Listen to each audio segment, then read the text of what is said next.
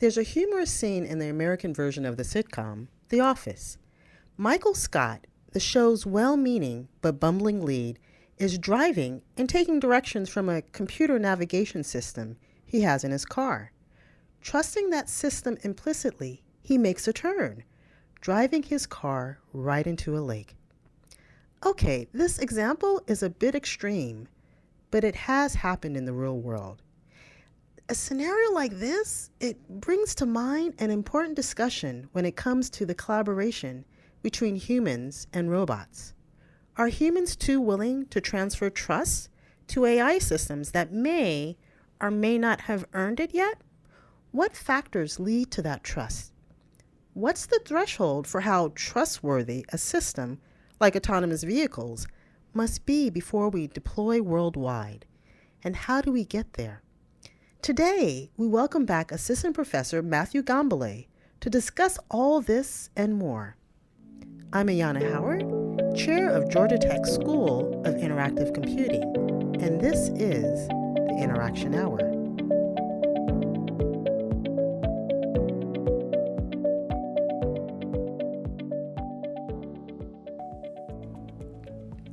Matthew Gambale joined IC in 2018 after earning his PhD in autonomous systems from MIT in 2017. His research interests span robotics, AI and machine learning, human-robot interaction, and operations. He was selected as a DARPA Riser in 2018 and earned the NASA Early Career Faculty Award earlier this year. Matthew, thanks for joining us. Glad to be here. Thanks for having me. So I understand you've been interested in space and aviation. And so we talked last time about your NASA Early Career Faculty Award, and there was some indication, I know when we talked offline, that you're a certified pilot. Now, I have a whole conversation about pilots and planes, but I just want to ask, how did that come about? Yeah, I was really interested in aviation and airplanes growing up, and my parents gave me an opportunity to take some flight lessons, and I got an aviation merit badge as a Boy Scout. I thought it was really cool, but I was a little too chicken to go solo by myself as a teenager, so I waited till I graduated college. I'm like, I'm going to go be a grad student at MIT. It's my last chance to really have a few months of the summer before I can I have to commit my life to my career, so why don't I go get my pilot's license? So that was the last thing I did before starting grad school. Okay, little kid, high school, I'm not doing that because life is valuable. Grad student, life, well, we'll go into the next question. So you earned your certification to fly an aircraft.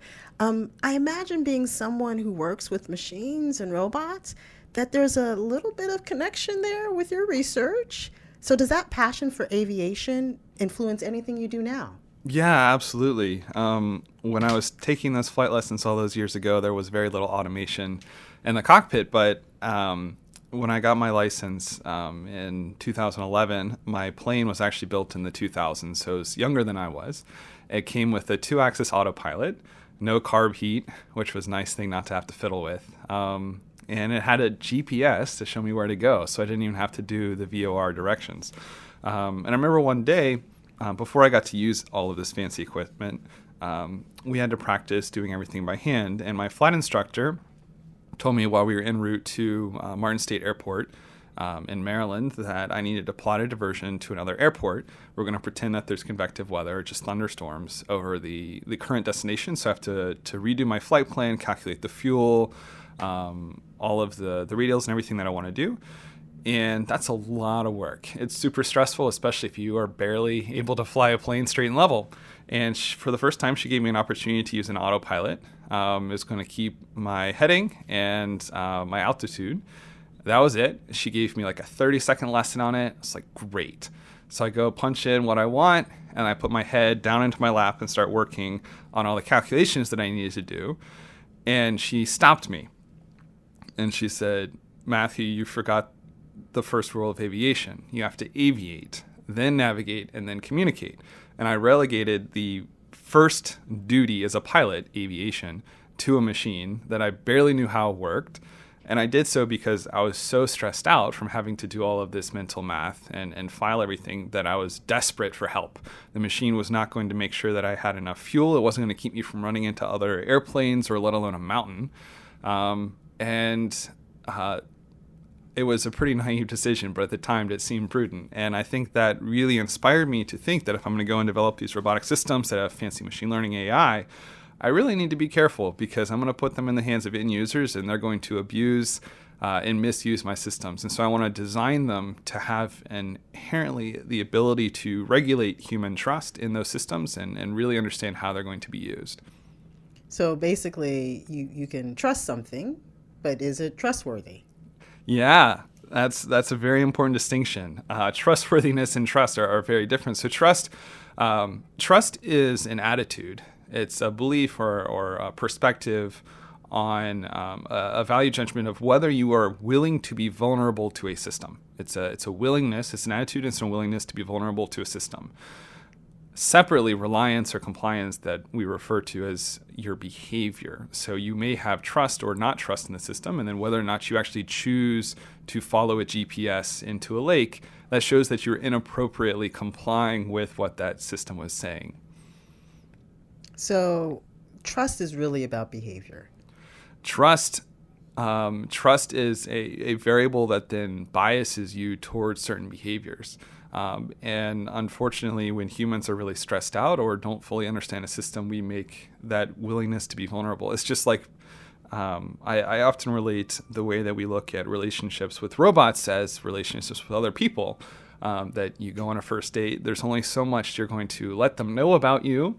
You're not going to necessarily hand them the keys to your house and to your bank account. You're going to slowly test them with small ways that you're going to be vulnerable. You're going to be more and more vulnerable over the time as the person shows that they can be trusted with that or follow through with their commitment to you. And only when you get married or enter into like more legally binding relationships where you're giving ultimate vulnerability to somebody else, does that really see like full trust fulfillment. And with robots, the unfortunate matter is we basically marry people to robots legally, and giving robots the control over people's lives in these short like 30-minute experiments, or just, hey, go hop in an Uber with an autonomous driving Uber. Like, there's no relationship over tens of years where you slowly build trust and increase vulnerability. You're giving maximal vulnerability all of a sudden. And I think that's like a really scary idea. And people don't know how to calibrate their willingness to be vulnerable in such a short coupling of these systems. So let's go a little bit deeper. You mentioned this aspect of Uber and the fact that, we with human trust, we kind of have to build up to that. So let's talk about this autonomous vehicles, because you mentioned Uber. And I mean, I've seen, and I like and retweet some of these videos I see. And of course, it's actually kind of sad, but you see these accidents, you see, photos of drivers sleeping behind the wheel. And of course, the person next to them is taking their hand off the wheel to videotape. But anyway, and it looks like people are turning like complete control, or in this case, I would say complete trust to the systems. And so you mentioned that this is a problem. It's a huge problem, and I don't think we should be so surprised.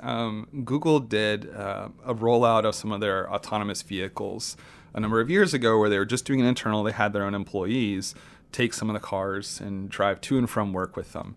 And they wanted the employees, they instructed them to pay attention. You are still the ultimate responsibility for getting you safely to and from places.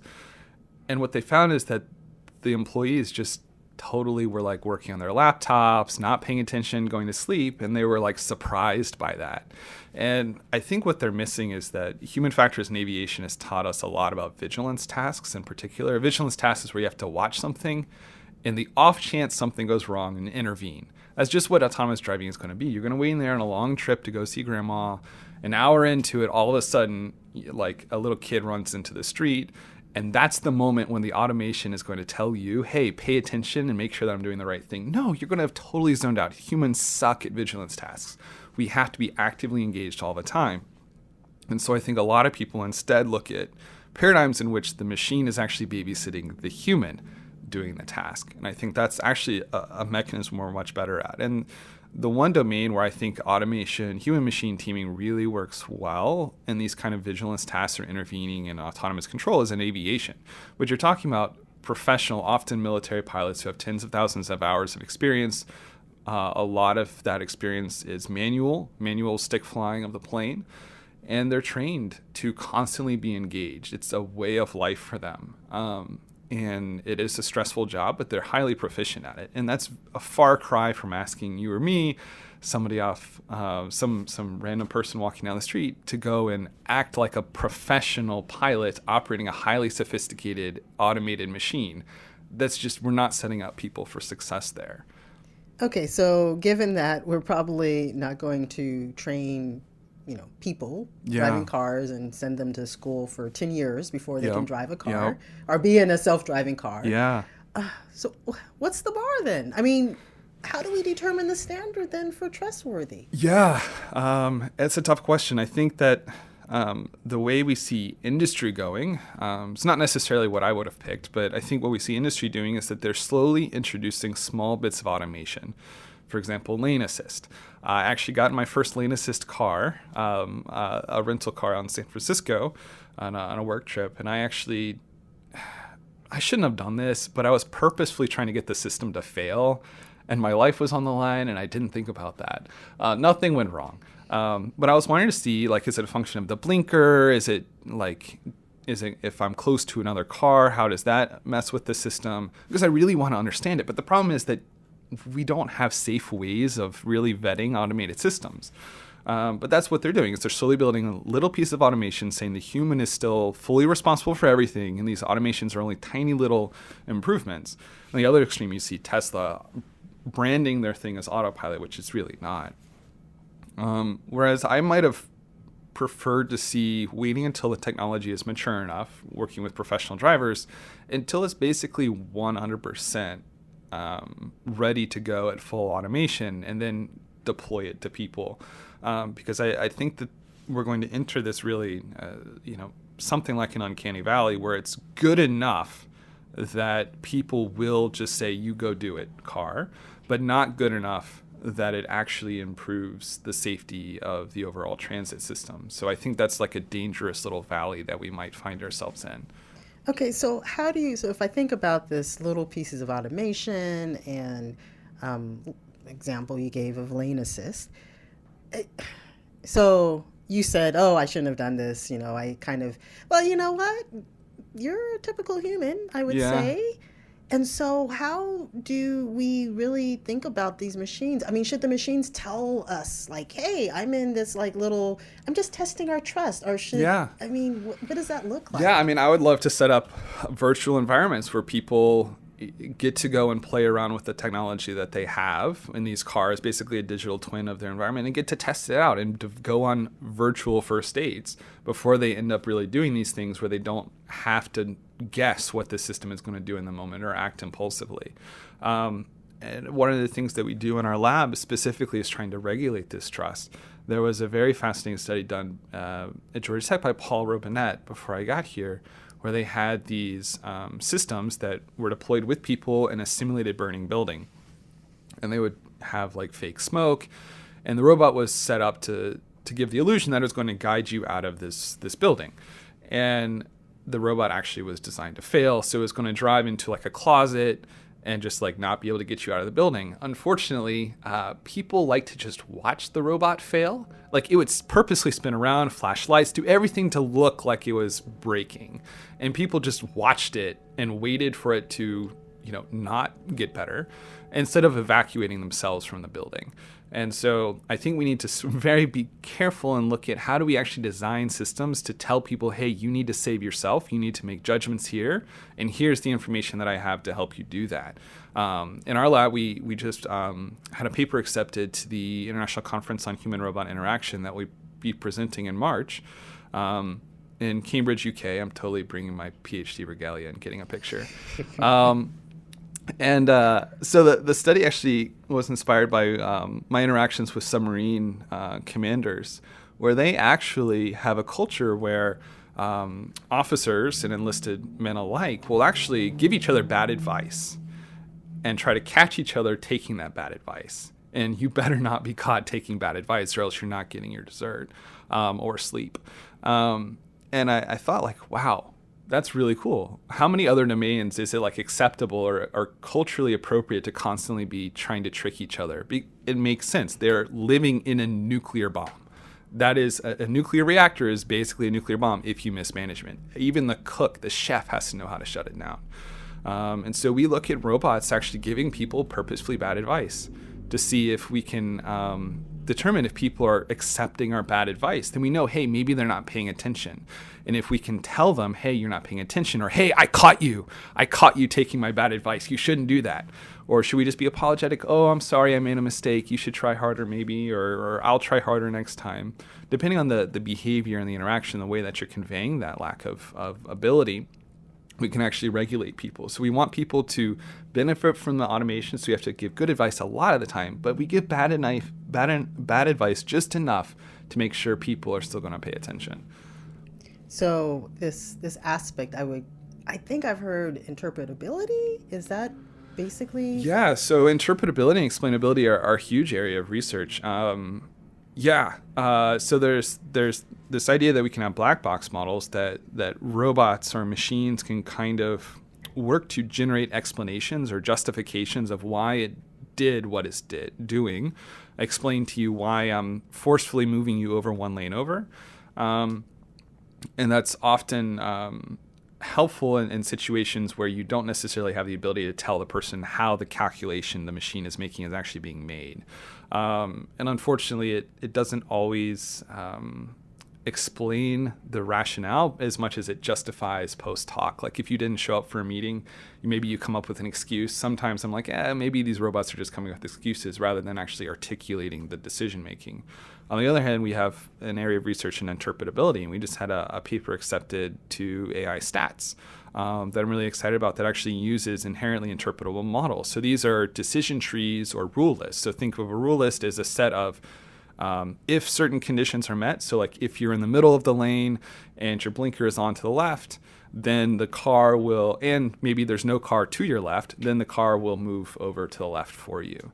And so we can actually look at these things that people can really read. They're small enough and in propositional logic, something that you can actually see. Is it true or false? And really understand the method. And we actually we developed these models to use reinforcement learning to automatically learn robot behavior that's near optimal for controlling systems, and then be able to tell the person, literally, here you can read the robot's program and actually understand it.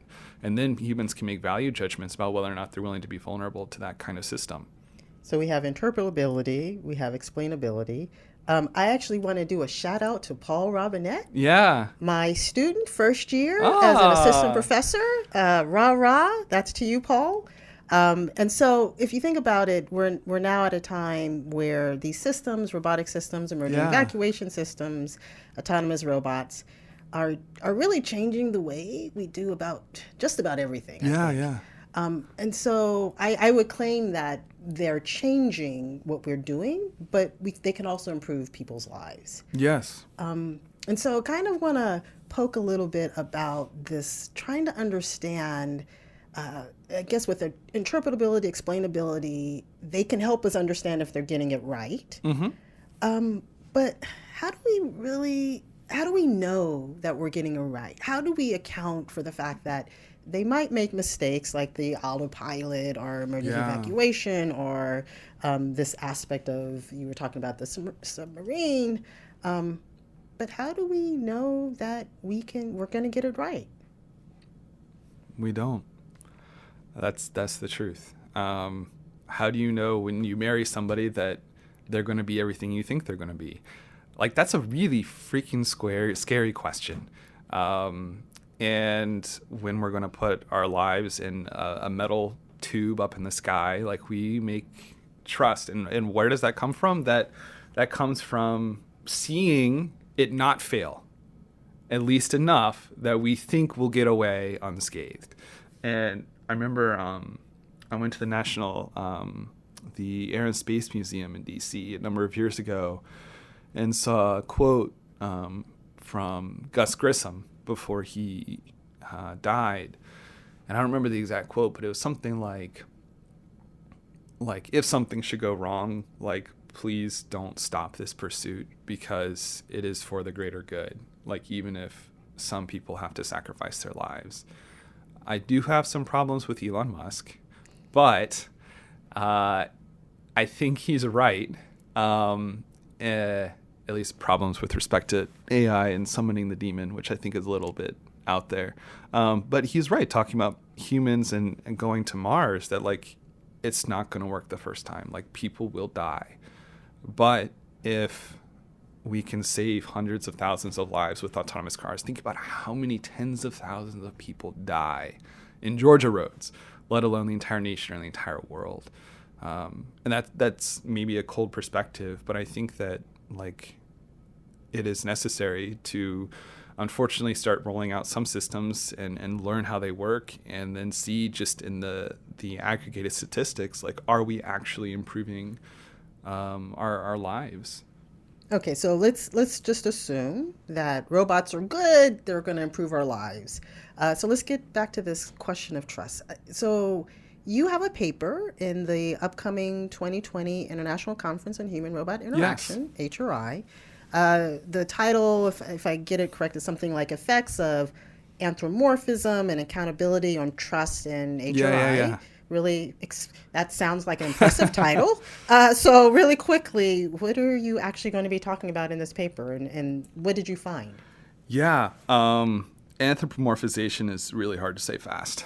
It is basically the perception that humans have about the degree of life-likeness of a robot. There have been papers I've looked at in the past in my own work, looking at nurses in hospital settings, that anthropomorphization, how lifelike a robot appears to a human, very much changes whether or not you trust it. And I think this is scary because we can design really lifelike looking robots, Hanson Robotics and others, and they can be incredibly stupid. But because they look human, you all of a sudden think that they're way smarter than they are.